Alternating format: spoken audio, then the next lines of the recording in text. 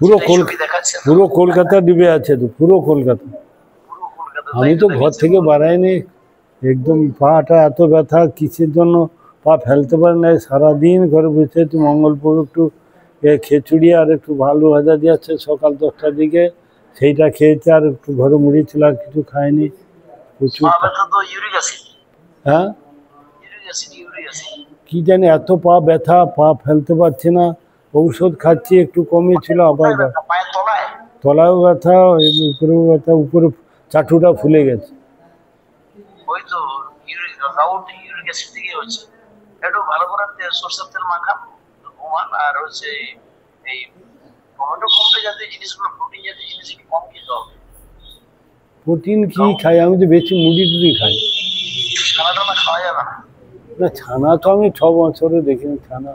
দুধ কখনো কখনো একটু খাই, নাইলে তো কখনো কখনো কোনো প্রোটিন কি খাবে। এই ডালটা মাঝে মাঝে খাই, ডাল তো সব জিনিস খাই না, একটু ডাল আর একটু যদি কিছু হয় ভাজা ভাজা একটা। হ্যাঁ, শরীর খুব খারাপ এখন। জ্বর 20-25 দিন, জ্বর, কাশি। আর সে তো ইনফেকশন হয়েছে, ডাক্তার বলে ইনফেকশন হয়েছে, ভিজেছিল, কফ জমে গেছে। সে কফ জমে গেছে বুকে, সেটা অনেক দিন ভুগছে। সে হ্যাঁ, বলে কফ জমে গেছে, কফ থেকে ইনফেকশন হয়েছে।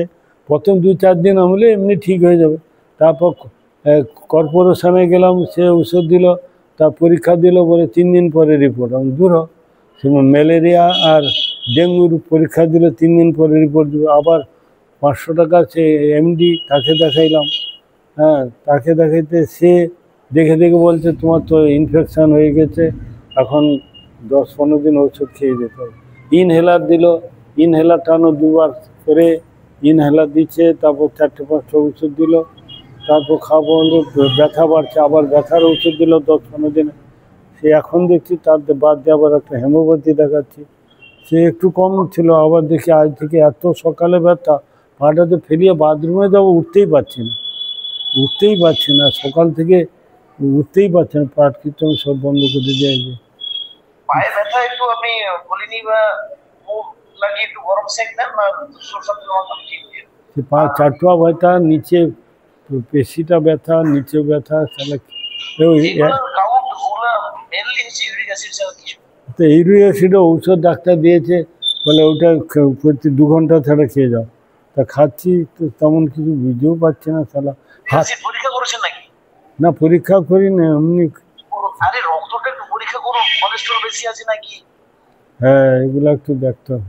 কোলেস্টেরল আর ইউরিক অ্যাসিডটা দেখে নিন। বুঝলেন, তো কোলেস্টেরলই তো ব্যথা হয়ে গেছিল পুরো শরীর।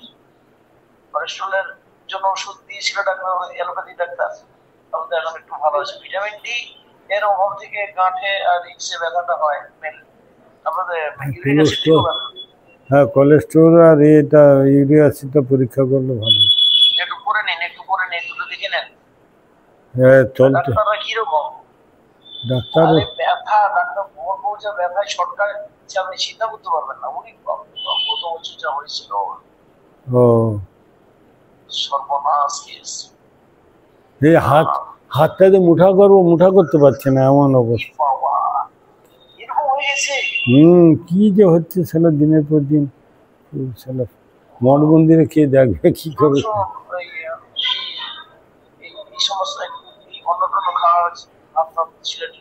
আমি বেশি তো মুড়ি খাই একটু।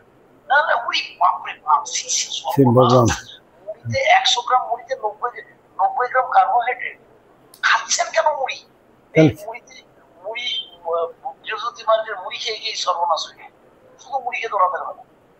আমি তো ওইটা খাই বেশি, মুড়ি তো কে খেতে যান। আপনি ডালিয়া খান, খিচুড়ি খান একটুখানি। ডালিয়া কে করবে? মঠের ডালিয়া করবে না। ডালিয়া শুধু সবজি সিদ্ধ খান, তাও ঠিক আছে। চিয়া সিড পাওয়া যায়, চিয়া সিড কিনে খান, তাও ঠিক আছে। কিন্তু এই জাতীয় খাবারগুলো একদম চাল জাতীয় জিনিস কোনো খাওয়া যায় না। ওটস খেতে হবে। ওটসটাও তো ভালো, কিন্তু হলেও মিলেট খেতে হবে। মিলেট যত নিমাই তীর্থে ছিলাম তখন ওগুলা ছিল, এখন নিমাই তীর্থে চলে আসছে। ওগুলা খান, নাহলে বাঁচতে পারবেন না। সব ফল আর সবজি খান, ফল আর সবজি, এইসব চা ভাত মুড়ি এখন মুড়িকে মুড়িতে সর্বনাশ করে দিচ্ছে রাতের বেলায় মুড়ি খেলে। মুড়িটা আপনার অনেক ক্ষতি করছে ও গ্যাস ক্রিয়েট করে, আপনার তো শ্বাসকষ্ট গ্যাস করে ভীষণ খারাপ করবে অবস্থা। মুড়ি টুড়া চিবিয়ে রাত্রে, কালকে তো আজকে ওরকম ভাবছি খাবো, মুড়ি খাবো আর কিছু খাবো। দুপুরে একটু মুড়ি খেয়েছি। আরে কুকারের মধ্যে এক মুঠা ডালিয়ে এক মুঠা ডাল দিয়ে একটু সিদ্ধ করে নিন, লবণ দিয়ে একটু তেল ফোড়ন দিয়ে ওইটা খান, ডালিয়াটা খান। হরে কৃষ্ণ। হ্যাঁ, হরে কৃষ্ণ।